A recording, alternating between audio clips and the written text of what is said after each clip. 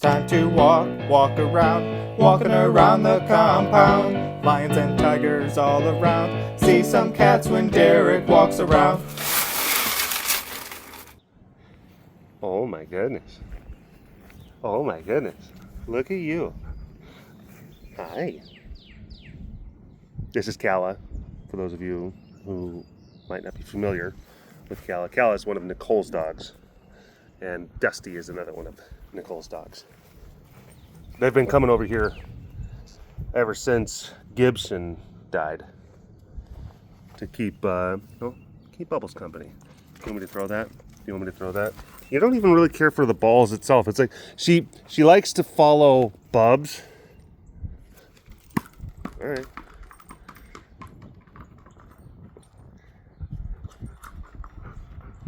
She's pretty cute.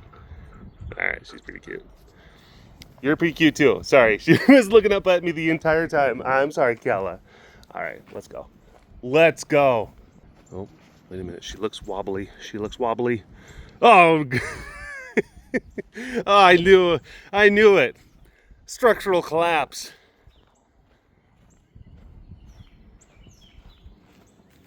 When was the last time this lion was inspected?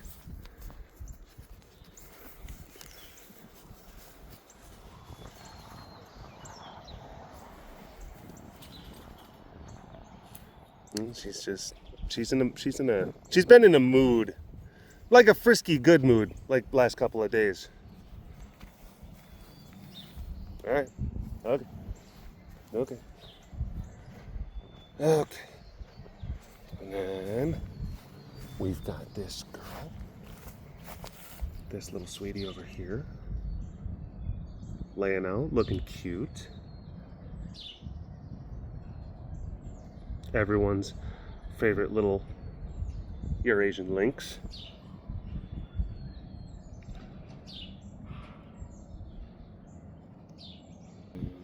Anywho. Hello, you big cat lovers out there. It's me, Derek, again. Welcome to another super duper fantastic episode of the Walk Around the Compound webcast. Hi. Hello. Look at this. Blast from the past. Heidi found it in a closet when she was cleaning it out the other day. Tossed it and be like, look at this! And I'm like, holy moly. The memories. I bought this hat as a replacement for my previous hat that I used to wear, if you remember, for those OG Pride members, for those OG folks who are watching the webcasts way back in the day. It's been over 10 years at this point. Hi, Luca.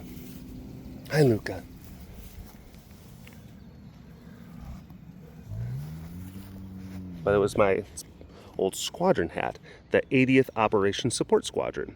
Sometimes there were people who would say they would guess, like, what does this say? Because they thought it was a B, but then it was a misprint where it said, like, Baus. I guess he thinks he's the Baus. The Baus. Yeah. Nope. And this was the fabric and material is BDU, the battle dress uniform, and that's the first iteration of uniform that I wore when I joined. That was the circulating uniform for the first few years. So I joined in 2004. And this material, this was supposed to be like the utility uniform. Hey, like, pack your bags and go and deploy, or if you're a wrench turner, that's what you wear. A lot of times, and this is just general military, there's a difference between like more operations oriented and then more administrative oriented. But I was in a weird, being a weather forecaster. Wow. I was riding the desk, and it was very administrative-esque, but it was in direct support of ops. So the workload and the tempo and the expectations, and it was different than someone who worked over in a personnel office. We were definitely a lot more ragtag hooligans. People in ops tend to be there's a little bit more of hooliganism in the ops world. Hooliganism and chicanery.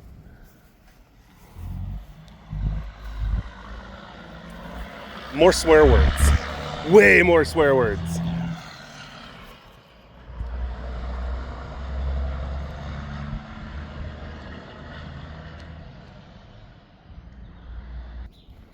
So yeah.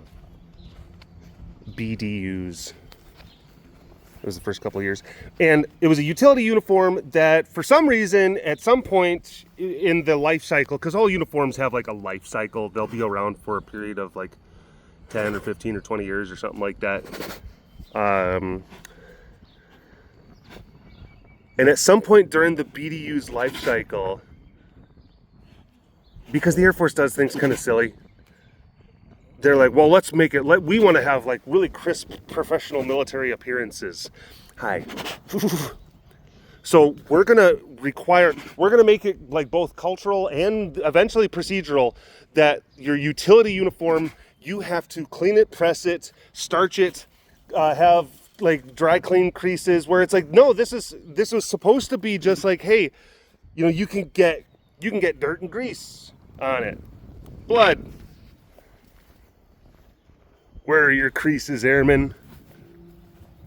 Lock yourself up. Which doesn't mean like literally, it means like fix yourself. That was the thing you heard a lot in like basic training and in like tech school. Because you would be like standing at attention, you know, that kind of thing. So that's a thing of like, hey, where's your military bearing? You look like trash. You act like trash. Lock yourself up. That's, yeah, you hear that. Hi, Sugar Pie. Hi, Sugar Pie. You look very pretty. You don't need to lock yourself up at all. You're exactly where you're supposed to be.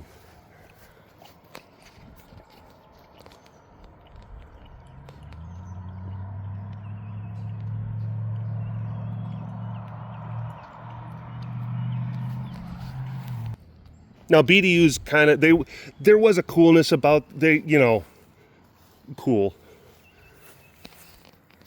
Nah, there was. Okay, so you would wear your uniform, but then also you'd have your squadron, and then your wing, and then often like your MAGCOM patches. You'd sew them to the pockets. Which that was always another thing. So it's like, okay, so you might be out of uniform if you didn't have the proper patches sewn into like the proper locations at the like. And this is the other thing. Okay, so there's other uniform requirements where it's literally like a patch had to be centered on the pocket with no more than 3/4 of an inch on either side flanking. It's like very specific because they want to make sure that everyone is looking similar, that we're thinking and acting in a unified way.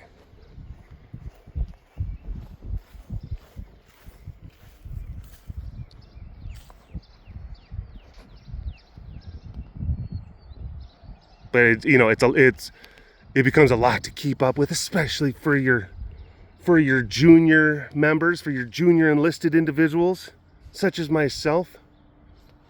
Fred Kona, what are you doing?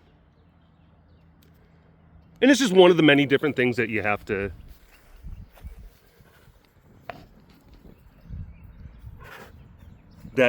deal with, or I say deal with, but that you have to kind of wrap your head around. We're going to deal with it. That's not the right attitude. It's like one of the many different things, military lifestyle things, that you'd have to kind of get yourself accustomed to. Various uniform standards. And then you'd have to be up to date, because sometimes like standards and protocols and procedures, they're not oftentimes, people think that they're like super static, inflexible, rigid, carved in stone. Sometimes they were like that, and other times they would bend or flex. You would have to know the different standards for different genders, and then different caveats to certain standards. Religious accommodations might dictate that, oh, this person is able to like adjust the uniform a certain way.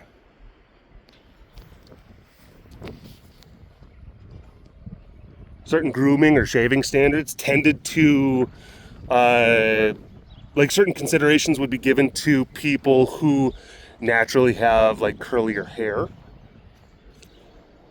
and may be more prone to, you know, like ingrown hairs and shaving bumps. So then you couldn't require certain people to just shave all the time because their face might literally just break out in these like awful, terrible hives, which doesn't look good at all. So then you'd like, okay, well, instead of having them break out in hives, we're gonna let you kind of grow your hair out a little bit and not shave as frequently.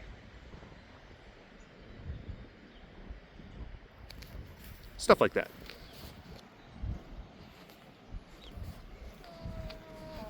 Hi.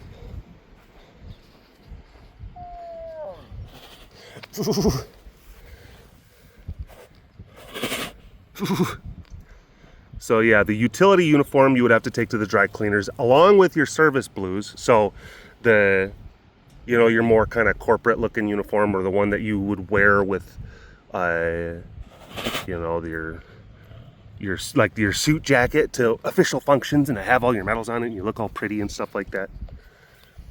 So that's the other thing. So a lot of times if you're wearing full service dress, either something really good's happening or something very, very bad is happening.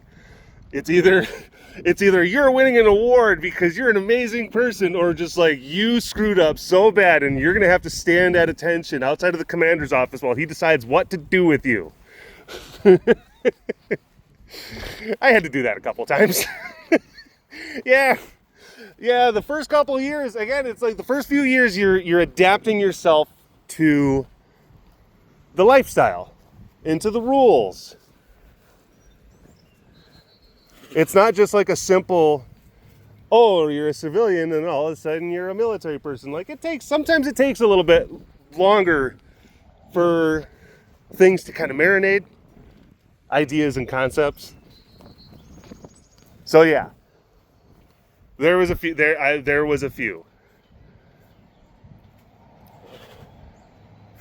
where it's like, we need you to get in full service dress and report to the commander's office at, 1400. And it's like, oh crap. Oh no. Oh no. Never lost any stripes though. Came real close a couple of times.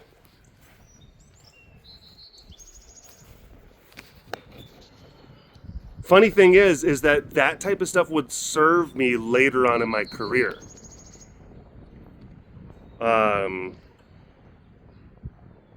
The fact that I did have like a little bit of a rough and tumble, turbulent kind of trouble streak early on in the career gave me the ability to actually relate and talk to people who are also going through similar trouble streaks, mentor them and guide them away from some of those kind of trouble streaks, and just like be able to really truly kind of come from a place of like, hey, look, I get it. This, because I've had to then have people under my supervision also go through their version of like rut-row. And it's like, all right, here's what to expect. But most of it was just like, hey, I see you going down kind of like a wonky path. Let's chat before it gets too weird.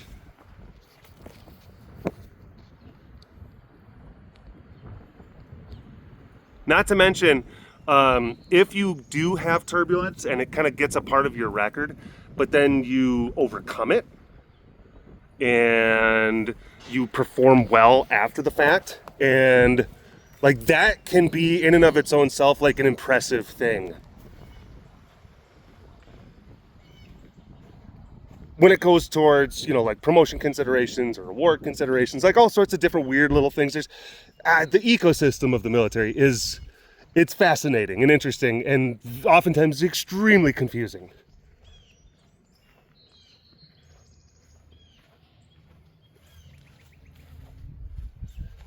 So, you know, you screw up a bunch, you have to go through a period where you swallow a bunch of turds. Figuratively, not literally. That's what they make you do? No, no. And then, hi sugar pie. Hi firebug. But if you can keep focused and you can like still, it's like I'm showing that I'm rehabilitating myself, and I am proving myself to be a value adding asset. They're like, oh. Then it sends a signal. It's like, oh, this person can take some punches. You didn't knock me down, Ray. You didn't knock me down. They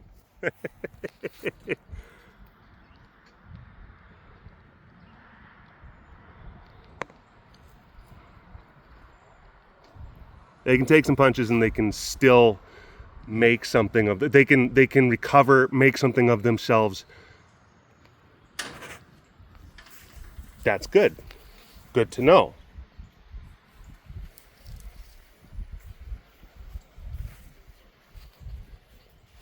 Case by case, everyone's different. Every situation is different, and I was always I had a lot of good fortune to have some good coaches and good mentors and some positive leaders that were able to kind of, you know, help guide me through some of those times.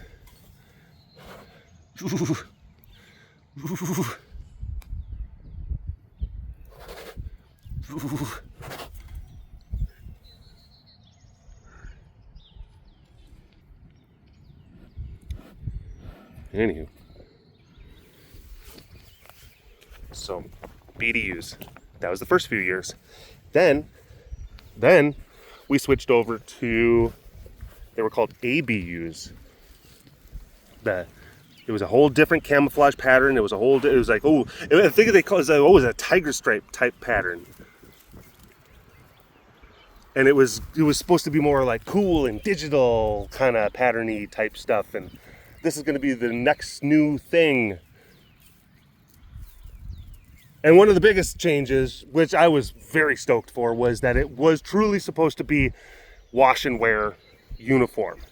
Whereas remember before, you had to actually take this to the dry cleaners, clean press, all that stuff for a utility uniform because the Air Force is silly. And then we finally said, like, well, let's embrace, let's have an actual, no kidding, no turds utility uniform that, you know, people in the field and then your wrench turners and people that work outside. So you have a lot of people climbing poles and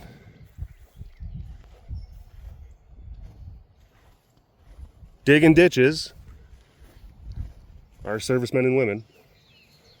Let's make a uniform that actually they can wear and that they don't have to, like, it's not a big difficult thing for them to service that uniform. They can just toss it into the wash and it's great. I like that. That was fun, making that switch. That was about it. Yeah, the uniform, it was fine. Wasn't designed great.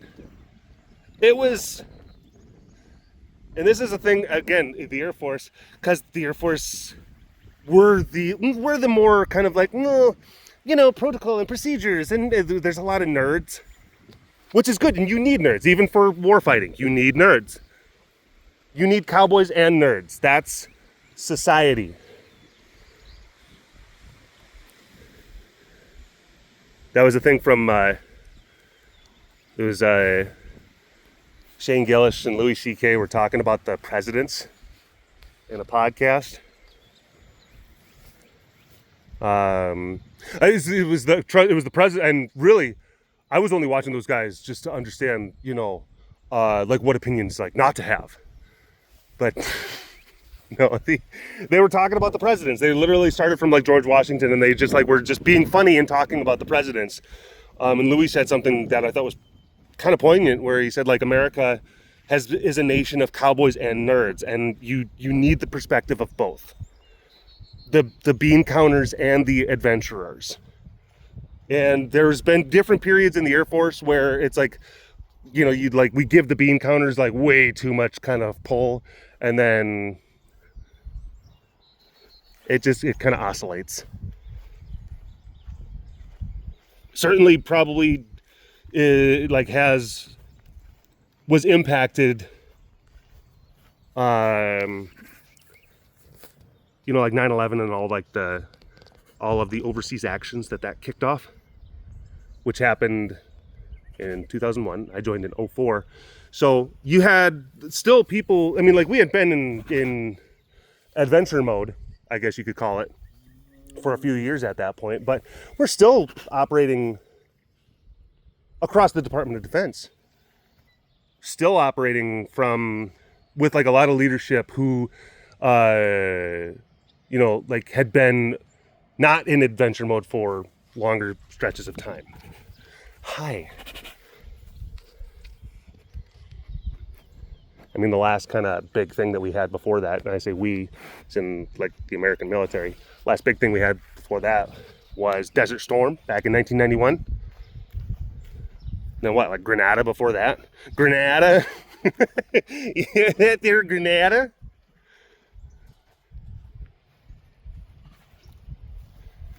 So there's different things. There's different flavors. And this is not just within the military, but also within like civilian leadership. Wartime and peacetime leadership are different. Wartime and peacetime approaches are different.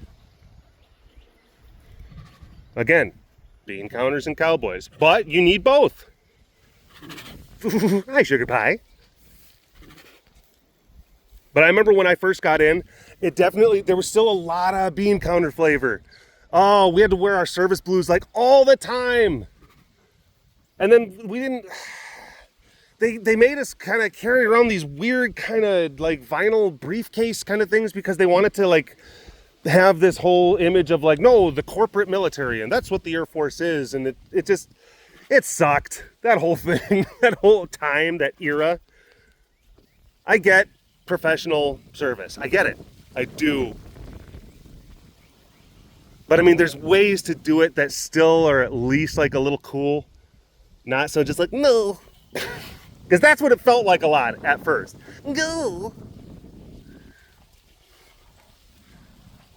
Air power.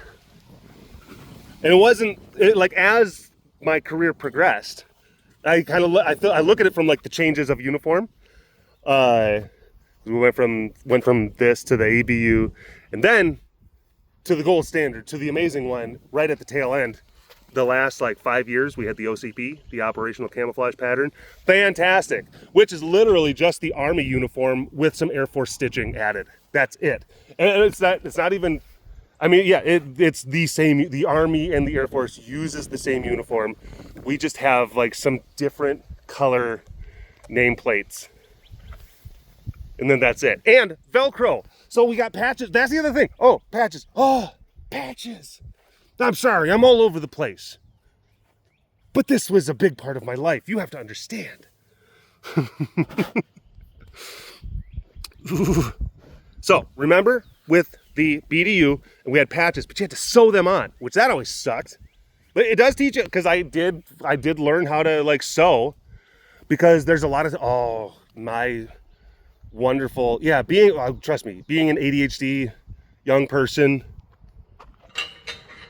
just being an ADHD person in the military is a very particular and unique struggle. But you get really good at improving. Oh, you get super good at improving. If you want to survive, you gotta be Charlie Parker with just like everything. And I can't tell you how many times where it's like, hey, we need you to show up at this place, not for being in trouble, but like, don't forget, we're going to do this uniform thing, and we're going to have this formation, or you're going to be standing at attention over this kind of ceremony. And it's like, cool. And you have to wear such and such uniform. And I'd be like, oh no. And I'd be like, I have the pieces of the uniform, but they're like not put together. And normally you have to take it over to a tailor, and then it's going to take, you know, like multiple weeks. And that requires executive function and long-term planning, which I did not have. So it's just like, well, I'm like, let me get my needle and thread out. Let me fix this thing right here. So a lot of times, yeah, staying up until 1 or 2 in the morning, sewing uniforms together so I could be at an official function the next day. Oh, yeah.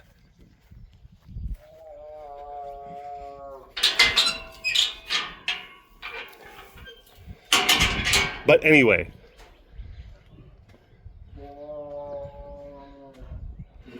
So BDU, then the ABU, which was not a well-designed thing. They took away the patches. We didn't have patches anymore. You had your nameplate. You had, you know, U.S. Air Force. You had your occupational badge. So what your job was. Ours, for weather forecasters, it's a little weather vane, an anemometer looking thing. That's the official symbol for our career field. And like, that's it. So all of our unit patches, which there could be a little bit of personality with your unit patches. There's oftentimes history and heritage and art that goes with your unit patches. We didn't have those anymore.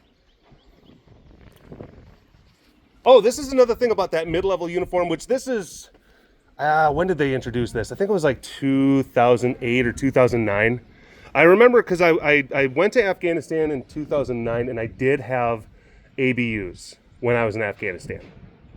And it's usually what's like when there's a new uniform that comes out, they say like, hey, here's the new uniform. You have like 2 years or a year and a half to go and get it. And you can start wearing it. You can start wearing it at this time, but then by this date over here, 2 years in the future, like, you have to have it.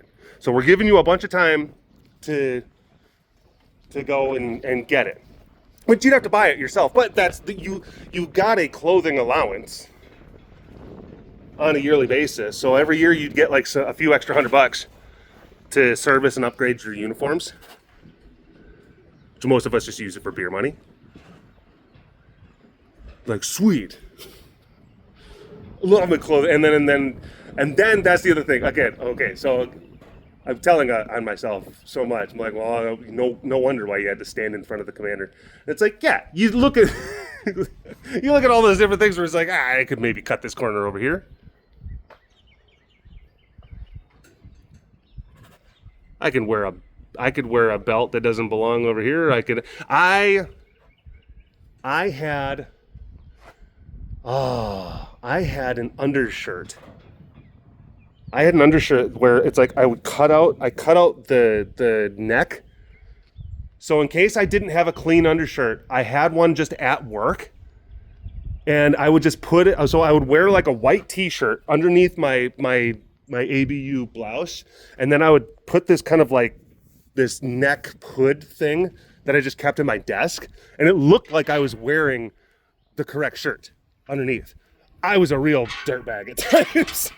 Not a dirtbag, I was creative. I knew how to get around. No, and I will say, like, I was decent at my job, and I cared about my people. I was a good supervisor for the most part. Flight chief, made it to master sergeant. It's just some of the standards. Oh, it was hard. It was hard to just keep on top of it. Again, ADHD. That type of stuff. It's hard. It's very hard for us. Hi. Ooh. Ooh.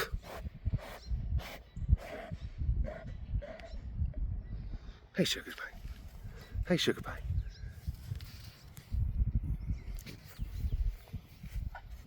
But yeah, ABUs. Oh, this is another fun thing about the ABUs. So this was like the mid uniform, the one where, again, wash and wear.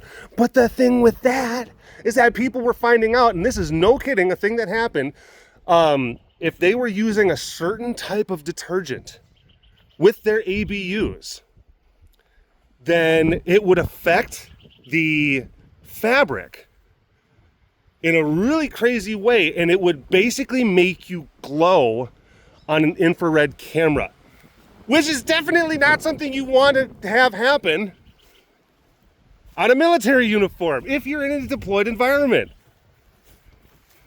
That was a huge whoopsie.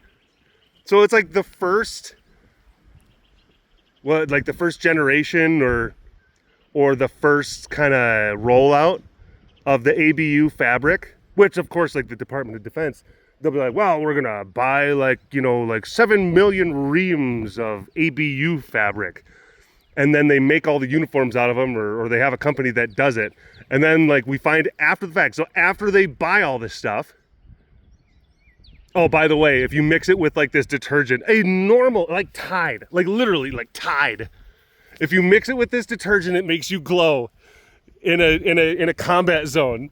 And it's like, what?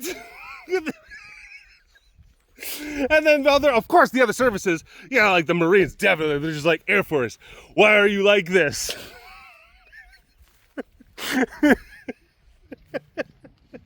Yeah. That's, again, when you have too many bean counters and too many nerds designing your stuff and not taking, you don't have people like who've spent enough time doing boots on the ground type stuff, making these types of decisions. You have stuff like that happen. It looks distinctive and cool and very Air Force-y. It glows in a combat environment. Ugh. Unforeseen circumstance. So that took a few years to kind of correct. And they eventually made it to where it's like, okay, so now like we're not using that fabric anymore. You can buy uniforms and you can wash them in regular soap and they're not going to glow. That's good. So they did fix that eventually.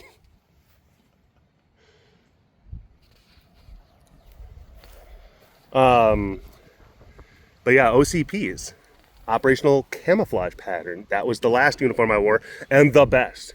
Because it's weird, like small little things, like actual pockets that are like legitimately functional. The ABU, okay, so they had more pockets kind of like this, like straight up and down. But if you're like reaching, it's hard to like reach up and down if you're like literally trying to, grab stuff. So they actually had diagonal pockets. So yeah, so instead of trying to like, I'm trying to reach and get this map out of my pocket, the pockets were actually oriented like this, so you like reach in like that and grab out whatever you need. It was awesome. Like even little quality of life kind of adjustments like that. We're like, oh my gosh, why couldn't we have thought about that earlier? And then it's like you realize like, well, you didn't. The Army did, and it's like touche. Thank you, service dad. Because the Army is actually, technically, the Air Force's papa. And the Space Force's grandfather. Oh, when you think about it. And the Navy is the Marines' dad. Or mom. Parent. Whatever. People are, if you're scratching your head, because the Air Force became its separate service. It became a separate service in 1947. It used to be the Army Air Corps. So, in World War I, World War II, it was part of the Army. And then a lot of the generals, and this is, they made the case like the Air Force should be its own separate service. It makes more sense, logistics and planning and things. And the Department of Defense said like, yeah, you're probably right. Let's go ahead and do that. But it's like we still have like echoes of culture that from that Army kind of thing. So that's an interesting, and it's like our closest, I would say like our closest sister service is the Army. But anyway, OCPs. And patches. Patches came back with the OCPs. Super stoked. But even better, Velcro. So you had like these big like swaths of like Velcro on you, and like for like nameplates and your rank and your unit badge and your occupational badge. You didn't have to sew anything on anymore. Or when your rank changed or when your job changed or whatever, you didn't have to go to the tailor. Get some alterations that might take weeks. Or if you were good with like the Korean tailor shop, like off base, which there's like a Korean tailor shop outside of basically every single base in the United States, and they'll do clothing alterations for you within like 7 minutes. You'll give them like a pile of clothes. They're like, I need this hemmed and I need this done and I need this, and they'll be like, 7 minutes, and they're like, cool. Oh my gosh, this is gonna be super expensive, and they're like $12. And I'm like, this is amazing.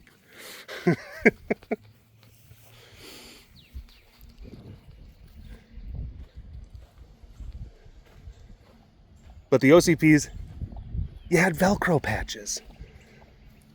So if you changed a unit, you just, and then you keep your patch. So then of course, like for memories and nostalgia and stuff like that, but you just, bam, slap a new one right on there. Amazing. So I got to exist with the OCPs for a few years before I retired. I was happy for that. Their undershirts were better, coyote tan. The boots were better, coyote. So again, it actually, and it was a uniform that actually would work in a deployed location, in an austere environment. Oh my gosh, it felt like we were actually in the military for a change. Which again, goes back to that thing I was saying. It's like, so by the time OCPs are rolling out, you've had, like America has been in like a adventure mode for 15, 16, 17 years. And the people who are like at the upper echelons making decisions, they have a lot more experience in that regard. The Cowboys took over. Like, get in the back, bean counters.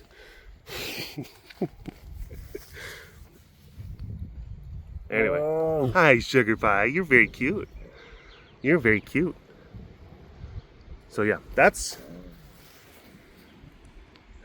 all I got. I think that was everyone.